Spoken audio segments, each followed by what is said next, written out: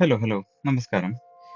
ഞാനിപ്പോ പുതിയൊരു വീഡിയോ ആയിട്ട് വന്നിരിക്കുകയാണ്. ഇപ്പോൾ ഇതിൽ ഞാൻ ഉദ്ദേശിച്ച ഒരു ടോപ്പിക് എന്താന്ന് വെച്ചാൽ നമ്മുടെ നാട്ടിലെ എഡ്യൂക്കേഷൻ സിസ്റ്റത്തിലെ കുറച്ച് കാര്യങ്ങൾ പറയാൻ വേണ്ടിയിട്ട്. എഡ്യൂക്കേഷൻ സിസ്റ്റത്തിൽ മാത്രമല്ല അതിനോട് ചുറ്റിപ്പറ്റിയിട്ടുള്ള കുറച്ച് കാര്യങ്ങൾ പറയാൻ വേണ്ടിയിട്ട്.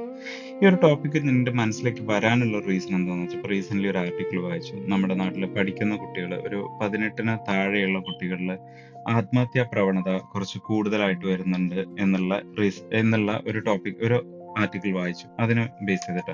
അപ്പൊ ഞാനിങ്ങനെ ആലോചിച്ചത് ഇവര് ഈ ഈ ഒരു തോട്ടിലേക്ക് വരാനുള്ള റീസൺ എന്തായിരിക്കും എന്നുള്ളതാണ്. ഇപ്പോ പഠിക്കുന്നതിന്റെ ബേസിലാണ് എല്ലാം വരുന്നത്, എല്ലാം അല്ല, ലൈക്ക് മെജോറിറ്റി ഓഫ് ദം വരുന്നത് എന്നുള്ള ഒരു ഇത് കണ്ടു, സർവേ കണ്ടു അതിനകത്ത്. അപ്പോ പഠിക്കുന്നതിൽ ശരിക്കും അവരുടെ മാർക്കാണോ അവരുടെ പ്രശ്നം, അതോ അവർക്ക് കിട്ടുന്ന അഷുറൻസ് ആണോ അവരുടെ പ്രശ്നം? അങ്ങനെ കുറെ കാര്യങ്ങൾ ആലോചിച്ചപ്പോ എന്റെ എന്റെ ഒരു എക്സ്പീരിയൻസിലുണ്ടായ കുറച്ച് കാര്യങ്ങൾ പറയാമെന്ന് വിചാരിച്ചു. വേറൊന്നുമല്ല. ഇപ്പോ ഞാൻ പഠിക്കുന്ന കാലത്ത് ഇതേപോലെ എനിക്ക് ഇരുന്ന് പഠിക്കാൻ ഭയങ്കര ബുദ്ധിമുട്ടായിരുന്നു. അപ്പൊ എന്നെ വല്ലാണ്ട് കമ്പയർ ചെയ്യുമായിരുന്നു. എന്റെ കസിൻസായിട്ട് വല്ലാണ്ട് കമ്പയർ ചെയ്യുമായിരുന്നു. പറയുമായിരുന്നു അവരെല്ലാം ഇരുന്ന് പഠിക്കും. നിനക്കെന്താ വായിച്ചുകൂടെ?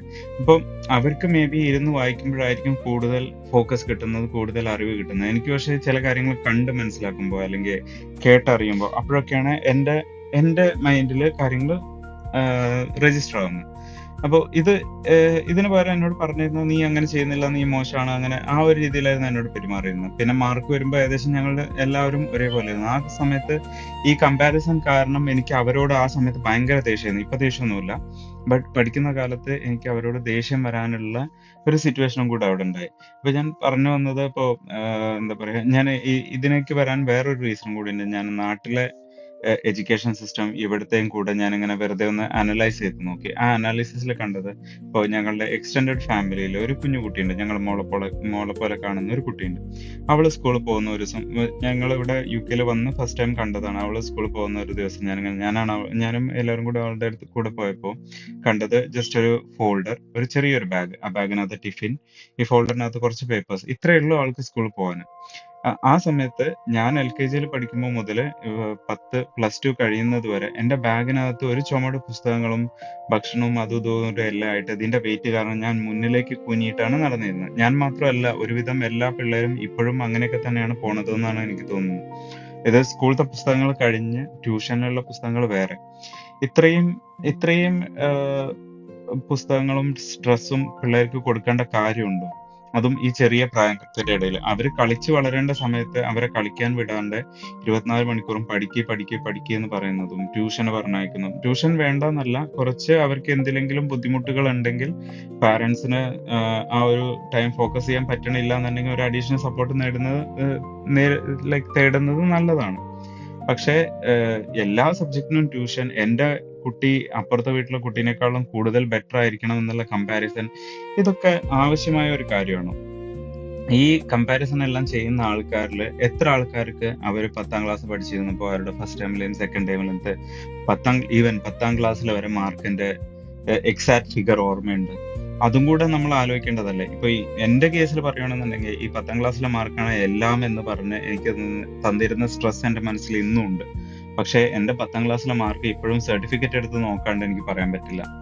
അപ്പോ ഈ മാർക്ക് എനിക്ക് ആകെ ഉപകാരപ്പെട്ടത് അടുത്ത ഇയറിലേക്കുള്ള അഡ്മിഷന് വേണ്ടി മാത്രമാണ്. ഇപ്പോ ബേസിക്കലി അത് ഭയങ്കര ഇമ്പോർട്ടന്റ് ഫാക്ടറാണ് ഫോർ അഡ്മിഷൻ. അത് എന്തായാലും വേണ്ടിയേ തീരൂ എന്ന് വെച്ചിട്ട് അതാണ് എല്ലാം, അൾട്ടിമേറ്റ്ലി എല്ലാം അതുണ്ടെങ്കിലേ ജീവിക്കാൻ പറ്റൂ എന്ന് പറയുന്ന ആ ഒരു കൺസെപ്റ്റിനോട് മാത്രമാണ് എൻ്റെ ഒരു അതൃപ്തി, എതിർപ്പ് ഉള്ളത്.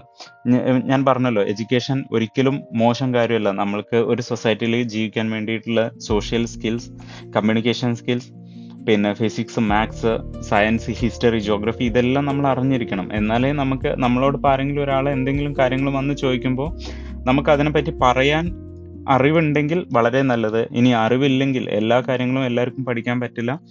അറിവില്ലെങ്കിൽ അത് കണ്ടുപിടിച്ച് പറഞ്ഞു കൊടുക്കാനുള്ള ആ ഒരു അന്വേഷണ ബുദ്ധി കൂടി ഉണ്ടെങ്കിൽ അത് വളരെ നല്ലത്. അതല്ലേ യഥാർത്ഥത്തിൽ വികസിപ്പിച്ചെടുക്കേണ്ടത്.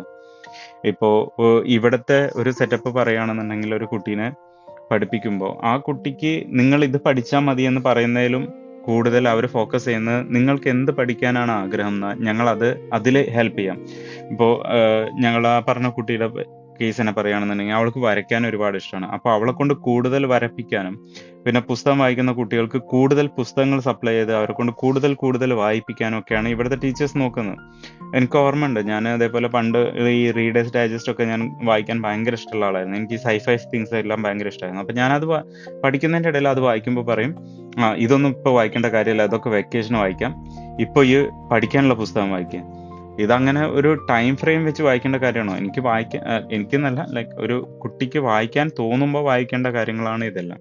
ആ സമയത്ത് ഇത് ചെയ്യിക്കാണ്ട് പിന്നത്തേക്ക് മാറ്റി വെച്ച് കഴിഞ്ഞാൽ മേ ബി അതിൻ്റെ ഇൻട്രസ്റ്റ് പോകും. എനിക്ക് ഒബ്വിയസ്ലി ആ ഇൻട്രസ്റ്റ് പോയി. അത് കഴിഞ്ഞിട്ടിപ്പോൾ കുറേ കാലങ്ങളായിട്ട് ഞാൻ വായിക്കാറില്ല. ഞാനിപ്പോൾ ഈ കിട്ടിയ അറിവുകളെല്ലാം എൻ്റെ യാത്രകളിലൂടെയും പിന്നെ അവിടെ നിന്ന് ഇവിടെ നിന്നെല്ലാം കിട്ടുന്ന ബിറ്റ്സ് ആൻഡ് പീസസ് എല്ലാം അന്വേഷിച്ച് കണ്ടുപിടിച്ച് അങ്ങനെയുള്ളതാണ്. അല്ലാണ്ട് ഫുൾ ടൈം ഇരുന്നൊരു പുസ്തകം വായിച്ചിട്ടോ ഒരു ആർട്ടിക്കിൾ വായിച്ചിട്ടോ, ഒരു ആർട്ടിക്കിൾ കിട്ടിക്കഴിഞ്ഞാൽ മേ ബി അതൊരു 10 മിനിറ്റിൻ്റെ ഉള്ളിൽ തീർക്കാൻ പറ്റുന്നതാണെങ്കിൽ ഞാൻ ഇരുന്ന് വായിക്കും. അല്ലാതെ ഒരുപാട് സമയം അതിൽ സ്പെൻഡ് ചെയ്യാൻ എനിക്ക് പറ്റുന്നില്ല. കാരണം പണ്ടുണ്ടായിരുന്ന അതായിരിക്കും. അത് ആലോചിക്കുമ്പോൾ തോന്നും ഞാൻ എന്തിനാ വായിക്കുന്നത് എന്നുള്ള ആ ഒരു തോട്ട് വരും. ഇതെല്ലാം ഒരു കാര്യം. പിന്നെ ഈ കമ്പാരിസൺ ഭയങ്കര ഒരു കാര്യം. ഇതെല്ലാം പോട്ടെ, ഇതിലേ മേലെ നിൽക്കുന്ന വേറൊരു കാര്യമാണ് ഇൻസൾട്ടുകൾ.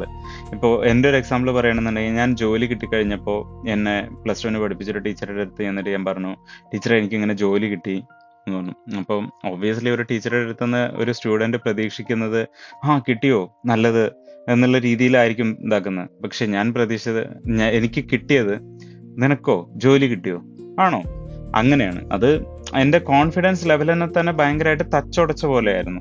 ഒരിക്കലും ഒരു ടീച്ചർ ഒരിക്കലും അങ്ങനെ പെരുമാറരുത് എന്നുള്ള ഒരു അഭിപ്രായക്കാരനാണ് ഞാൻ. എൻ്റെ +2 പഠിക്കുന്ന കാലത്ത് ഇതേപോലെ 1-2 ടീച്ചേഴ്സിൻ്റെ അടുത്ത് നിന്ന് കൈപ്പേറിയ അനുഭവങ്ങൾ ഉണ്ടായിട്ടുണ്ട്. ആ ഒരു ടീച്ചറുടെ വീഡിയോ ഇപ്പോൾ അടുത്തൊരു വൈറലായിട്ട് വന്നിട്ടുണ്ടായിരുന്നു. അന്നും ഈ പറഞ്ഞ പോലെ സ്റ്റുഡൻസിന്, അതായത് പ്രായത്തിൽ ചെറുതായതിനെ കൊണ്ട് പിള്ളേരെ ബ്ലെയിം ചെയ്യാൻ ഒരുപാട് ആൾക്കാരുണ്ടായി. എന്നാൽ ആ കുട്ടിയോട് എന്താണ് സംഭവിച്ചത് എന്ന് ചോദിക്കാൻ ഒരാളുണ്ടായിരുന്നെങ്കിൽ മേ ബി ആ കുട്ടിക്ക് കുറച്ചും കൂടിയും അഷുറൻസും കോൺഫിഡൻസും കിട്ടിയേനെ. എല്ലാവരും, നമ്മുടെ നാട്ടിലെല്ലാവരും ഫോക്കസ് ചെയ്യുന്നത് പ്രായത്തിൽ മൂത്തതാണോ, അവർ പറയുന്നത് കറക്റ്റ് ആയിരിക്കും എന്നുള്ള രീതിയിലാണ് എല്ലാവരും ചിന്തിക്കുന്നത്. അത് കൂടാണ്ട് എല്ലാവരുടെയും മാനസികാവസ്ഥ മനസ്സിലാക്കി ഇപ്പോൾ ഒരു കുട്ടിയാണെങ്കിലും ഒരു ടീച്ചറാണെങ്കിലും ആരാണെങ്കിലും അവരെല്ലാം അപ്ബ്രിങ് ചെയ്യുന്ന ആൾക്കാരല്ലേ കുറച്ചുകൂടി നല്ലത്. എസ്പെഷ്യലി ഒരു ടീച്ചർ എന്ന് പറയുന്നത് ഞാനെന്നല്ല, ഏതൊരു കുട്ടിയും വീട്ടിലേക്കാളും കൂടുതൽ ടൈം സ്പെൻഡ് ചെയ്യുന്നത് അവർ ഉണർന്നിരിക്കുന്ന ടൈം സ്പെൻഡ് ചെയ്യുന്നത് ഒരു ക്ലാസ് റൂമിലായിരിക്കും. അപ്പോൾ ടീച്ചേഴ്സ് അല്ലേ കുട്ടികളുടെ ജീവിതത്തിൽ കൂടുതൽ ഇൻഫ്ലുവൻസ് ഉണ്ടാക്കുന്നത്. അപ്പോൾ അവർ പോസിറ്റീവായിട്ട് നല്ല കാര്യങ്ങൾ പറഞ്ഞു കൊടുത്തിരുന്നെങ്കിൽ, അല്ലെങ്കിൽ അവർ പോസിറ്റീവായിട്ട് കുറച്ചുകൂടി ഇമ്പ്രൂവ് ചെയ്യാനുള്ള ഹെൽപ്പ് ചെയ്തിരുന്നെങ്കിൽ, കുട്ടികൾക്ക് എന്ത് വേണം എന്നുള്ളത് സജസ്റ്റ് ചെയ്തിരുന്നെങ്കിൽ, ഈ കുട്ടികളുടെ കഴിവ് മനസ്സിലാക്കി അതിനനുസരിച്ച് അവരെ സപ്പോർട്ട് ചെയ്തിരുന്നെങ്കിൽ ആ കുട്ടികൾക്കൊക്കെ എവിടെയോ എത്താമായിരുന്നു. എല്ലാവരും ഭയങ്കര ഹൈ ഇതായിട്ട് എത്തും എന്നല്ല, ബട്ട് എത്താവുന്ന കുട്ടികളെല്ലാം എത്തുമായിരുന്നു. പിന്നെ ഉള്ളൊരു കാര്യമാണ് നമ്മുടെ മാർക്ക് അനുസരിച്ച് ഡിവിഷൻ തിരിക്കുന്നത്. അതിൻ്റെ ആവശ്യമുണ്ട്, അതൊരു വിവേചനമല്ലേ. പഠിത്തത്തിൽ മുന്നോക്കം നിൽക്കുന്ന കുട്ടികൾക്കല്ലല്ലോ കൂടുതൽ അറ്റൻഷൻ വേണ്ടത്. കുറച്ചൊന്ന് പഠിക്കാൻ എന്തെങ്കിലും ബുദ്ധിമുട്ടുകളുള്ള ആൾക്കാരെ മനസ്സിലാക്കിയിട്ട് അതിനനുസരിച്ച് സപ്പോർട്ട് ചെയ്യുന്ന ആൾക്കാരല്ലേ കൂടുതൽ സപ്പോർട്ട് ചെയ്യേണ്ടത്. ഇതിനൊരു എക്സാമ്പിളാണ് താരേ സമീൻ പർ മൂവി എന്നുള്ളത്. ഈ പറഞ്ഞ കാര്യങ്ങളെല്ലാം അതിനകത്ത് വളരെ എവിഡൻ്റ് ആയിട്ട് എക്സ്പ്ലെയിൻ ചെയ്തിട്ടുണ്ട്. അതിലൊരു കുട്ടിക്ക് അറ്റൻഷൻ കൊടുക്കേണ്ട കാര്യങ്ങളും ഇങ്ങനത്തെ കാര്യങ്ങളെല്ലാം അതിൽ എവിഡൻ്റ് ആയിട്ട് എക്സ്പ്ലെയിൻ ചെയ്തിട്ടുണ്ട്. അപ്പം നമ്മുടെ സൊസൈറ്റി മാറിക്കൊണ്ടിരിക്കുന്നുണ്ട്. പക്ഷേ ഈ പോയിന്റുകളെല്ലാം മുന്നിലോട്ട് വെച്ച് കഴിഞ്ഞാൽ ഒരുപാട് ഹെൽപ്ഫുൾ ആവും എന്നാണ് എനിക്ക് തോന്നുന്നത്. ഇനി ഒരുപാട് പ്രതിഭകൾ ഉണ്ടാവട്ടെ, അതിനുവേണ്ടി പ്രാർത്ഥിക്കാം.